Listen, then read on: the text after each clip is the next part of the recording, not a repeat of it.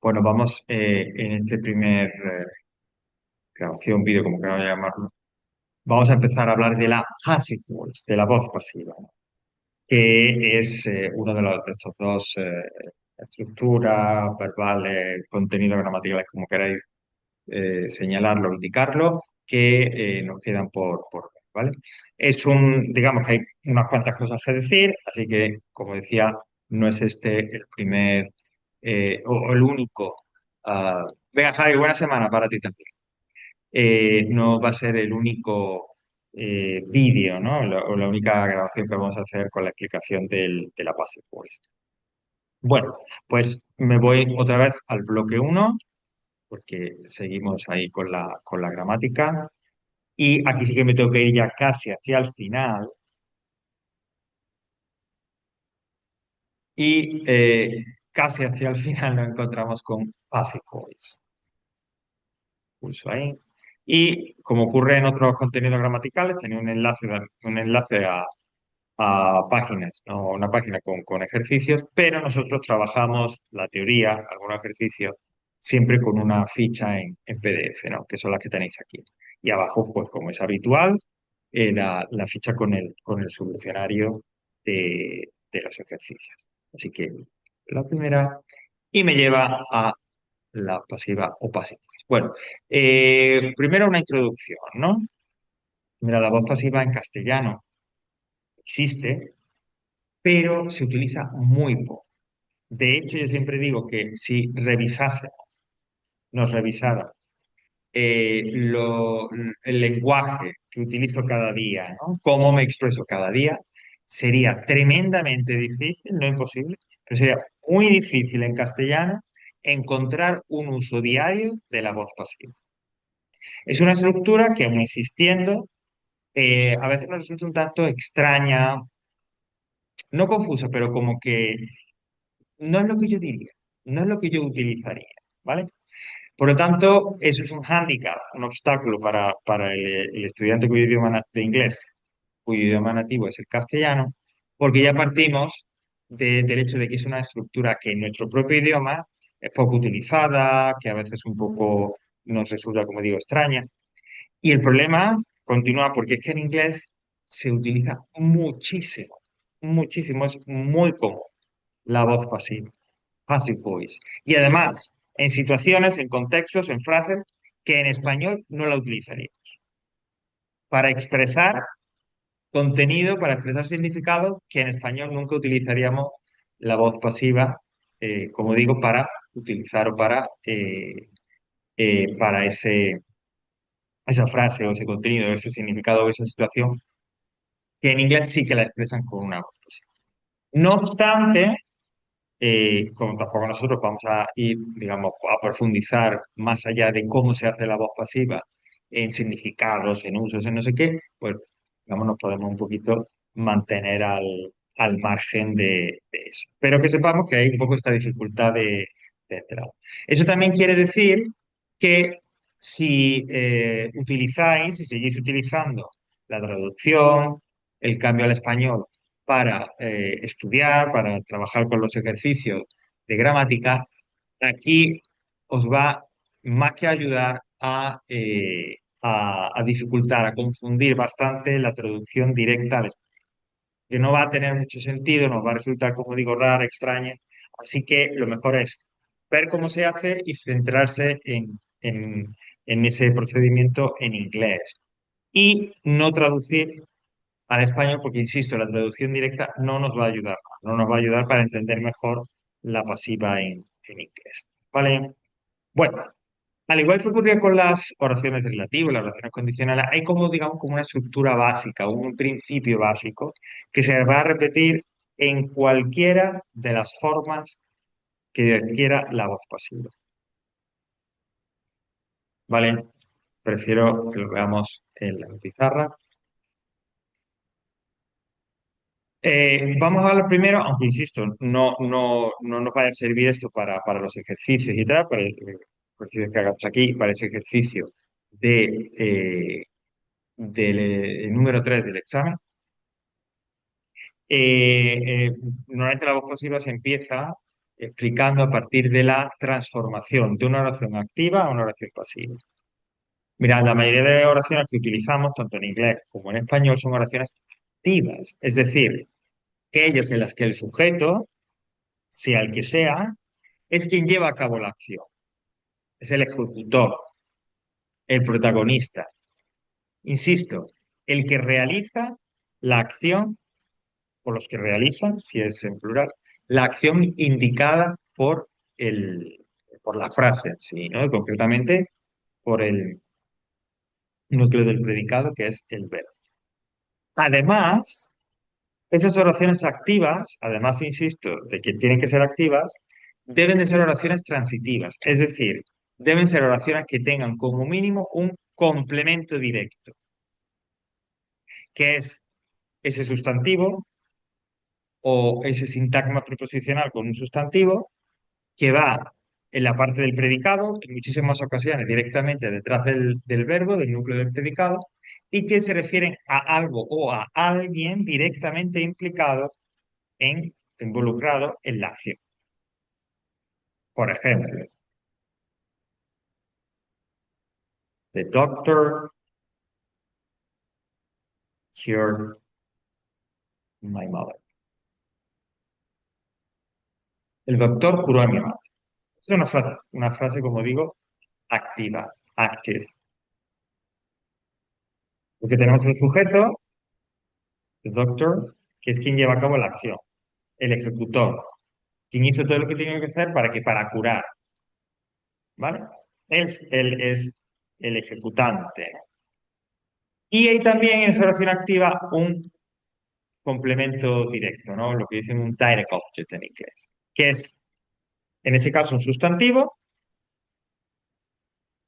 que indica a alguien o algo que está implicado directamente en la acción, en la situación que se describe. ¿Cómo se implica aquí? Jope, pues fue a la que curar. O sea que hay una implicación directa. Pues si la oración cumple esos requisitos, es decir, sujeto que lleva a cabo la acción y objeto directo, direct object, que es lo que está implicado directamente en la acción, podemos hacer la transformación, el paso de la activa a la pasiva, siguiendo estas famosas aspas, en el que vamos a reutilizar los mismos elementos que componen la frase en voz activa, pero cambiándolos de lugar y de rol, de papel, de función. My mother, el objeto directo en general, pasaría a ser el sujeto pasivo. Y como se convertiría el sujeto de la oración pasiva, lo pongo al principio. My mother. Y yo pondría que es el passive subject. ¿Vale? Este es el primer cambio, importantísimo. En la oración activa, el complemento directo ahora pasa a ser en la oración pasiva sujeto, passive subject, y se coloca al principio. Y a continuación, lo fundamental, lo que sí que vas a tener que hacer. Lo que sin este cambio, sin este proceso, no hay voz pasiva. Y es el verbo que está en activo, cured en este caso, pasarlo a pasivo. En pasiva, ya lo lo anunciaba en otro momento, para que un verbo, una forma verbal, se considere pasiva, tiene que estar formada por una forma o compuesta por una forma del verbo to be, en forma personal, un participio, la que sea, insisto, por una forma del verbo to be, seguido del participio regular o irregular, es decir, si es regular, añadiendo ed al verbo, si es irregular, en la forma que me diga la lista de verbos, la última columna, la tercera columna, junto con el verbo to be. Repito, para transformar, mejor dicho, una forma verbal activa a pasiva, tendríamos que utilizar el verbo to be, seguido del participio de pasado, en forma que hemos comentado, del verbo que tenemos en la versión activa, el verbo que tenemos en la oración en activo. En este caso, ese verbo, el núcleo del predicado es cured, curó. Bueno, pues al pasar la pasiva, necesito to be y el participio, en este caso, de cured. ¿Qué forma del to be tengo que utilizar en la voz pasiva? ¿Cómo pongo ese verbo to be en la voz pasiva? Siempre tendremos que ponerlo en la misma forma temporal, es decir, en el mismo tiempo y en la misma persona, ¿vale? Que, bueno, lo rehago un poco. Siempre, porque si no puede fallar, puede cambiar. Siempre hay que poner ese verbo to be, insisto, que compone la forma verbal de la voz pasiva. Pues el verbo to be siempre hay que ponerlo en el mismo tiempo en el que va el verbo principal, el verbo que añade significado en la oración activa. El verbo to be, vuelvo a decir, en la voz pasiva, será quien indique el tiempo, será quien vaya en una forma personal e irá en el mismo tiempo verbal que el verbo principal, el verbo que tiene la acción en la oración en activo. En este caso, ese verbo es cured, the doctor cured my mother. Es decir, past simple. Pues a la versión en activo, perdón, la versión en pasiva, después del sujeto, pondré el verbo to be en past simple. Claro, y por eso no me estaba equivocando al decirlo de la persona. Yo sé el tiempo es el mismo, pasado simple, pero la forma verbal, la persona gramatical, dependerá del sujeto de la oración pasiva. En este caso, el sujeto es my mother, ella. Por lo tanto, yo tendré que poner la forma del verbo to be en pasado simple que corresponda a ella, es decir, was. My mother was.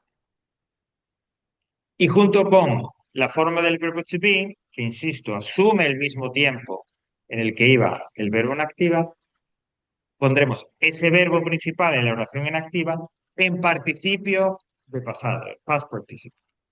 Como cure es un verbo regular, tenemos la suerte de que la forma de pasado simple coincide con la forma de past simple, la misma. El past simple se forma en los verbos regulares añadiendo ed a la forma de infinitivo, a la forma base, con las reglas ortográficas que ya vimos en su momento. Como cure termina en e, solo se añade a. Por lo tanto, yo pondría was cured y ya tendría el verbo en voz pasiva. Vuelvo a insistir que esto es, y además para nosotros, para lo que lo vamos a utilizar, para lo práctico, la clave. Utilizar el verbo en voz pasiva. La transformación, este ejemplo que estamos haciendo es para que veáis, sobre todo, cómo es la estructura de la frase pasiva y cómo tendréis que utilizar, de qué manera tendréis que poner el verbo en voz pasiva. Porque eso sí lo vais a tener que hacer, de repente transformarlo no, pero sí rellenar un hueco con un verbo en una forma pasiva. En ese caso, insisto, bueno, siempre tendréis que utilizar el verbo to be y un participio del pasado de un verbo con significado.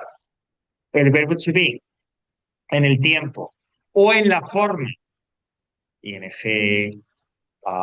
el participio, etcétera, o en la forma en la que nos indique, en la que vaya el verbo en la oración activa, seguido de un participio de pasado, el participio de pasado del verbo que en la oración activa añadía el significado, ¿no? Expresaba ese significado. My mother was cured. Y solo me queda the doctor, que es el sujeto de la oración activa, y que la oración pasiva ya se situaría o al final de la frase o en cualquier caso en el predicado, detrás del verbo. Ese the doctor, que incluso la oración pasiva sigue indicando quién es el agente, quién lleva a cabo la acción, en la versión de la oración en voz pasiva tendría que ir precedido de la preposición by. Y a continuación, the doctor, el sustantivo. Esto es lo que en español llamamos el complemento agente, por el doctor. Complemento agente es la manera en la que la voz pasiva expresa a quien lleva a cabo la acción, al ejecutor de esa acción. En inglés, si no se quebraron mucho la cabeza, se llama el by phrase. Y ya tendríamos la transformación completa. The doctor cured my mother. El doctor curó a mi madre. My mother was cured by the doctor. Mi madre fue curada por el doctor. Vuelvo a insistir en castellano, como veis, queda raro. Lo de fue curada por el doctor. Nunca diríamos eso. Siempre utilizaríamos la versión en activa. Pero en inglés, tanto the doctor cured my mother como my mother was cured by the doctor podrían utilizarse. Y de hecho se utiliza. ¿Qué es o cuál es la diferencia o por qué utilizo una u otra? Bueno, en inglés tienen muy en cuenta el hecho siguiente, que ¿a qué quiero darle relevancia? ¿A qué quiero darle importancia? ¿A la persona o a quien llevó a cabo la acción o a aquello o a aquella persona que se vio implicada directamente en la acción? Si yo lo que quiero, porque esto según teoría, lingüística, etcétera, lo que viene primero en la frase, y ya sabes que en sentido occidental nosotros leemos de izquierda a derecha, lo primero que aparece en la frase, lo primero que por lo tanto llega y procesa a la mente es lo más importante, o es de lo más importante. Cuando dice The Doctor Cure, el protagonista es el doctor, porque curó a mi madre. Pero él va primero, va como sujeto de la oración activa, porque es quien llevó a cabo la oración, quien llevó a cabo la acción y por lo tanto es el ejecutor, el importante. En ese caso, si yo le quiero dar relevancia a quien produce la acción, quien lleva a cabo la acción, utilizaría la voz activa.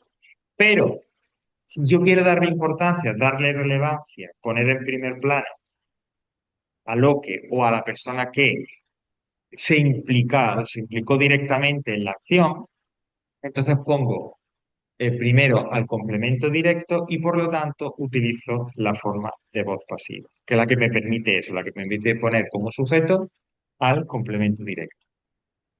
Entonces yo diría, my mother was cured. Y la importancia ya no es en quién la curó, sino en que ella, esa persona, la curó. ¿Vale? Bueno, esto que es todo muy así teórico y demás, es la razón por la cual eh, se utiliza, es muy común en inglés utilizar la voz activa o la voz pasiva. No es tanto una cuestión de cuál es más correcto, sino a qué quiero darle importancia. Y, por lo tanto, ¿qué pongo primero? ¿Quién lleva a cabo la acción? ¿Quién de alguna manera o de forma directa se ve implicado en la acción? Para nosotros lo más importante, insisto, es la forma, la estructura y sobre todo el verbo en pasiva, ese passive verb. Verbo to be en la forma que sea necesaria y luego un participio de pasado del verbo principal, del verbo que indica la acción. ¿Vale? Esa sería por ahora la pregunta, question. Ok. Bueno, más o menos aquí al principio, esto que hemos estado viendo es lo que explica aquí, ¿no? John gave her a bicycle yesterday. Bueno, pues a bicycle was given to John yesterday, más o menos, si vemos, ¿vale? Y vuelven a repasar porque el verbo to be es el importante. Hay una serie de complementos. Ahora vamos a ver una versión alternativa, que es la que, por la que empiezan aquí. Una versión en la que no solo encontramos un complemento directo, sino también un complemento indirecto, ¿vale? Por eso hablan aquí de a bicycle, de yesterday, de me, de her. Pero antes de pasar a eso, vamos a ver dos cosas. Uno, el complemento agente o by phrase, porque se utiliza fundamentalmente con by. Por ejemplo, en la versión activa, John gave her a bicycle yesterday. En la versión de pasiva, en una de las versiones de pasiva, she was given a bicycle yesterday by John. El caso es que ese by phrase, por supuesto, se puede utilizar, pero lo más común en inglés es que no tenga que utilizarlo. Es más, que ni siquiera pueda utilizarlo. Es decir, ese complemento agente, ese por más un sustantivo que indica quién lleva a cabo la acción, dentro de la voz pasiva, el by phrase en inglés, yo diría 80-90% de las ocasiones, no se pone. Y hay varias razones por las que no se pone, ¿vale? Vamos a verlo esto a través de los ejemplos porque, bueno, también puede ser importante. Bueno, una primera razón por la que no se pondría, bueno, son dos razones que convergen en, es porque o bien no tiene importancia, no es necesario para el sentido de la frase, el by phrase no tiene por qué expresarse, o bien porque realmente no sabemos de quién se está hablando. Es decir, el sujeto de la oración activa es tan general, no concreta, que no habría que ponerlo, no tendría que poner. Por ejemplo, si yo digo people,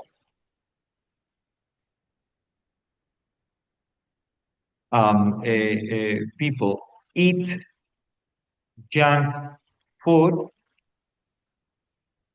very frequently.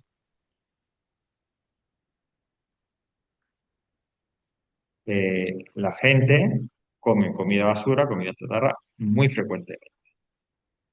Pasando eso a pasiva, sería junk food is eaten very frequently. Hemos seguido, a la hora de transformarlo, los pasos para, insisto, pasar de activa a pasiva. En este caso, el complemento directo, junk food, pasa a ser el sujeto pasivo, por eso se pone primero. El verbo que es eat pasa a la forma pasiva. El verbo to be adquiere el tiempo, se utiliza en el tiempo en el que va el verbo principal en la oración activa. It va en presente simple afirmativo, pues teniendo en cuenta cuál es el sujeto de la oración pasiva, yo pongo to be en presente simple afirmativo. Is. Y a continuación, como me dice la regla, y como repetiremos un montón de veces, el verbo de la oración activa, el verbo con el significado, pasa a la forma de participio de pasado. En este caso, como it es irregular, it. Por eso quedaría is it. A continuación, pues si hay alguna información más, hay alguna expresión más en el predicado, es decir, detrás del verbo, en este caso tendríamos very frequently, pongo very frequently, y ahora tocaría poner el complemento agente, el by phrase. Pero no lo vamos a poner, porque no es importante y no solo eso, sino quién es people, quién es la gente. Lo sabemos, todo el mundo o nadie. Es decir, no podemos concretar. Por lo tanto, se dan las condiciones para que yo no tenga que poner el by phrase. Y la frase quedaría en voz pasiva, infrequently. Junk food is eaten very frequently. Por lo tanto, cuando el sujeto de la oración activa o no es importante o no podemos concretarlo, no sabemos exactamente de qué o de quién se está hablando, no se pone como by phrase en la voz pasiva. Y el otro caso, bueno, el primero era, le digo, dos casos que hemos juntado del mismo.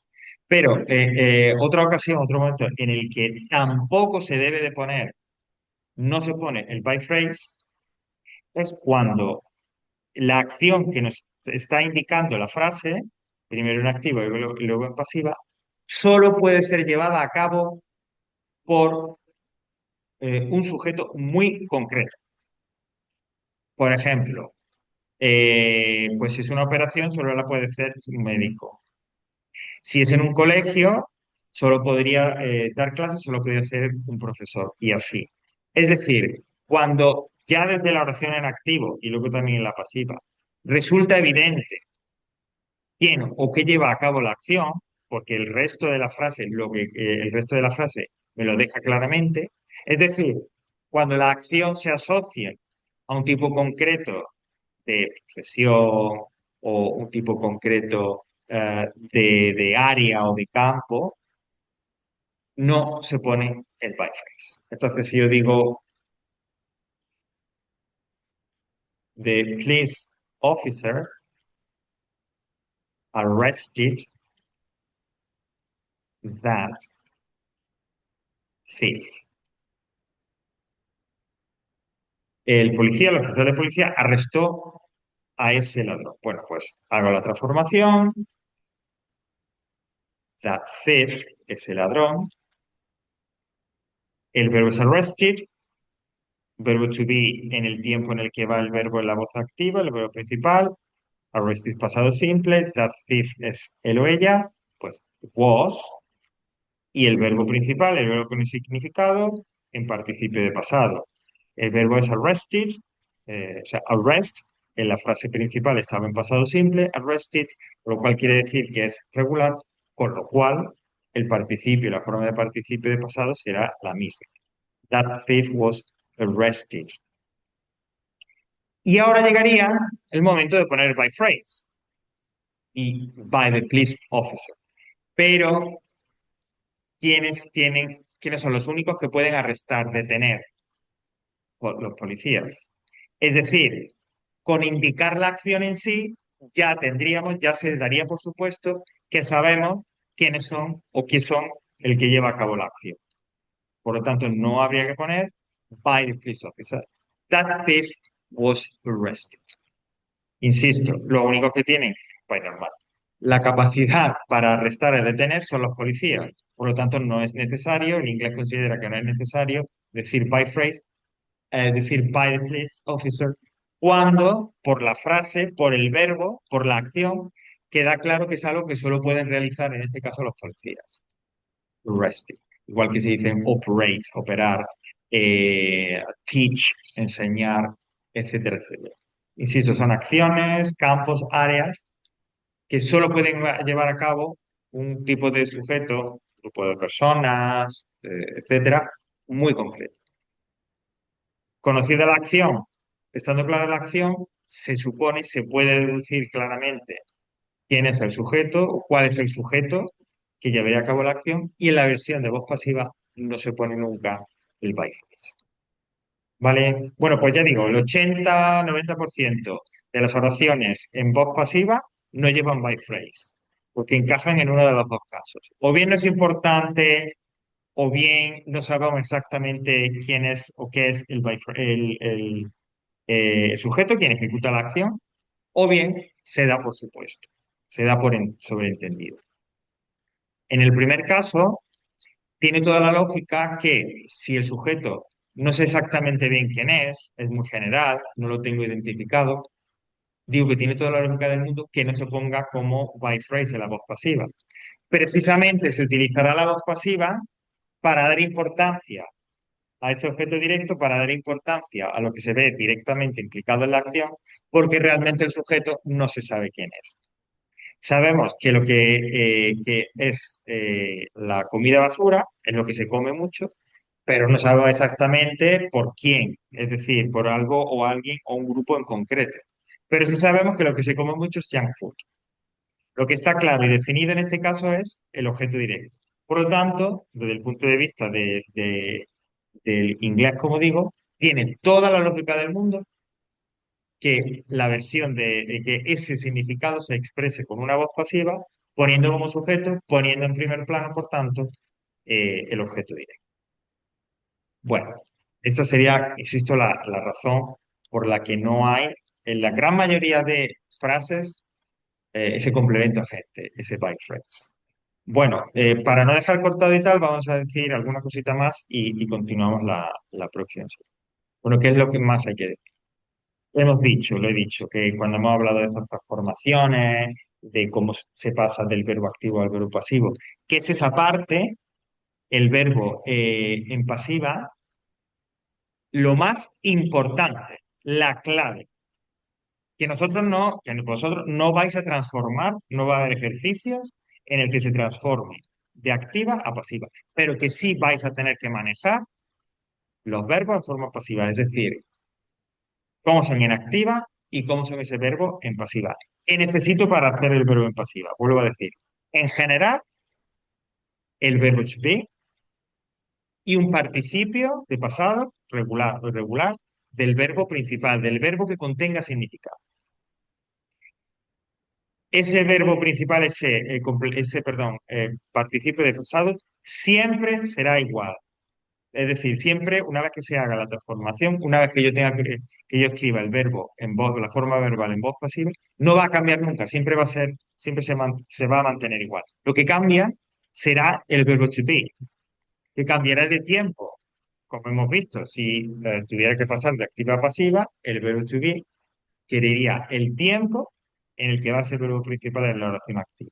En general, una forma pasiva, el verbo to be siempre será el que de alguna manera cambie en el tiempo, presente, pasado, etcétera, o cambie también en la persona y en el número, dependiendo del sujeto pasivo. Si el sujeto pasivo es singular, el verbo to be es singular. Aun cuando en la activa hubiera ido en plural. Si el sujeto pasivo es singular, o plural, mejor dicho, el verbo to be era en plural. Aun cuando en la oración activa el verbo principal hubiera ido en singular y así. El que cambia, insisto, quien adquiere o asume un tiempo verbal es el verbo to be. El participio siempre del verbo siempre va a permanecer igual, no habrá ningún cambio. Así sea, I was done, she was done, he was. Bueno, para esto que estoy comentando, este cuadro que tenéis ahí que estoy mostrando viene perfecto. ¿Por qué? Porque te dice tiempo por tiempo, estructura verbal por estructura verbal, cómo es la forma en activa y cómo es en pasiva. Con lo cual nos viene genial, porque vais a ver, vais a tener claro si tengo que poner un verbo en voz pasiva en presente simple, ¿cómo es? Así. Si tengo que ponerlo en past perfect, ¿cómo es? Así. ¿Vale? ¿Veis que va? Tenéis las columnas. La primera es el tiempo verbal, luego la forma en activa y luego la forma en pasiva. Si es presente, take o takes, I'm, is, are, taken. Si es presente continuo, será el presente simple. Si es presente continuo, am, is, are taken en activa, am, is, are being taken. Me detengo aquí un momento. Mirad, todos los tiempos que son continuos o progresivos, como el presente continuo, el pasado continuo, etcétera, van a tener, y no entremos en shock, dos formas del verbo to be. Una, en el tiempo en el que se utilice, si es presente, verbo to be en presente. Si es pasado, verbo to be en pasado. Si es, por ejemplo, un present perfect continuo, pues el verbo to be iría en participio. Bien. Es decir, por un lado, insisto, una forma del verbo to be que asume el tiempo, la forma en la que, según el tiempo en el que vaya, iba el verbo que indica la acción y el verbo con significado en la oración activa. Y detrás de ese verbo to be, la forma being, es decir, be en ing.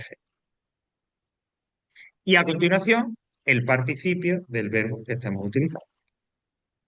Por ejemplo, si yo tengo, estoy cogiendo un paraguas. I am taking an umbrella. Eso sería activo. Ahora lo paso a pasiva. El paraguas está siendo cogido por mí. Pues sería the umbrella, sujeto, is el verbo to be en forma personal, en el tiempo que corresponda. Being, el verbo to be del continuo. Taken, participio del verbo principal, del verbo con significado, que no cambia nunca. Esto ocurre siempre con los tiempos continuos. Baja un poquito más, el pasado continuo. Was, were taken, was o were being taken.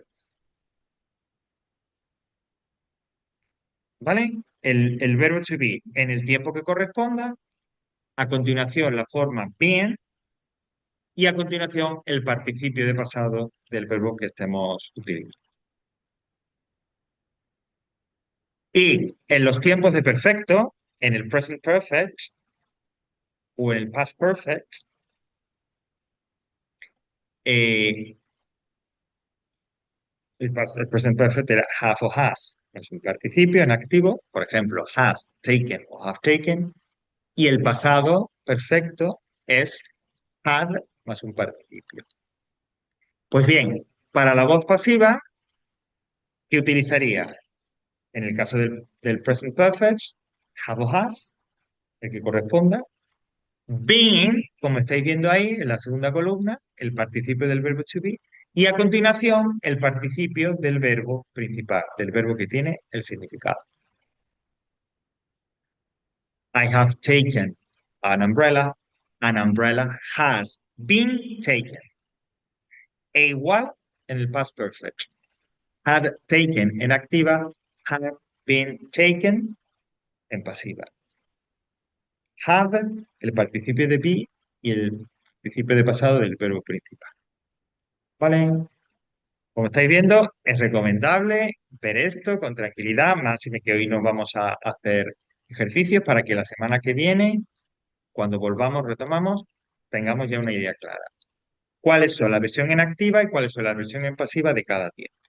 O de estructuras verbales. Por ejemplo, ¿qué ocurre cuando va con verbos modales como will, como can, como have to?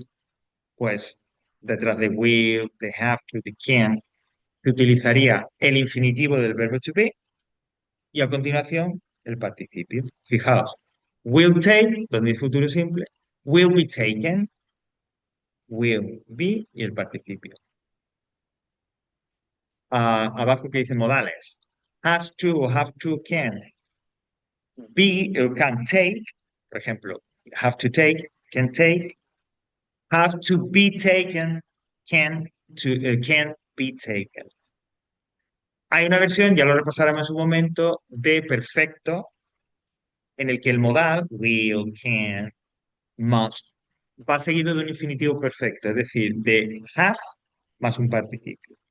Pues en ese caso, claro, ahí ya la repanoche ya la complicación, porque tenemos que poner el modal have, el participio de to be y el participio del verbo que tiene el significado, ¿no? Que aporta el significado. Fijaos, will have taken, will y un infinitivo de perfecto. En pasiva, will have been taken.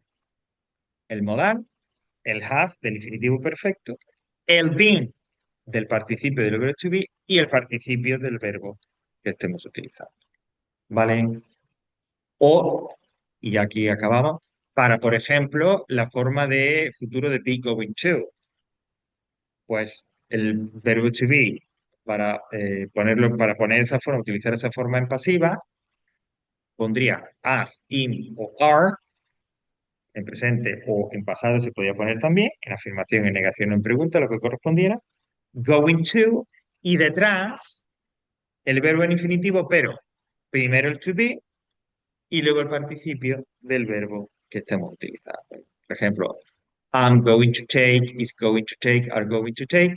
En pasiva sería I'm going to be taken. ¿Vale? Por ejemplo, my father is going to take me home. Mi padre me va a llevar a casa. Pues I am going to be taken home. Voy a ser llevado a casa. By my father. En ese caso sí. ¿Vale? Vuelvo a decir, vuelvo a insistir. Repasad. Vete esto bien, porque, como digo, es fundamental, de lo más importante para todo lo que va a venir ahora después, de formas, de formas en las oraciones pasivas y demás, lo fundamental de la voz pasiva es el verbo, cómo se pone, cómo se utiliza, cómo se forma el verbo en pasivo. Lo del by phrase y todo eso, por supuesto, lo recordaremos, es importante, pero sobre todo la clave es cómo se pone el verbo en voz pasiva. ¿Vale? Bueno, Ok. pues lo dejamos aquí. Ya digo, queda todavía un poco de pasiva para un poquito de rato, ¿eh?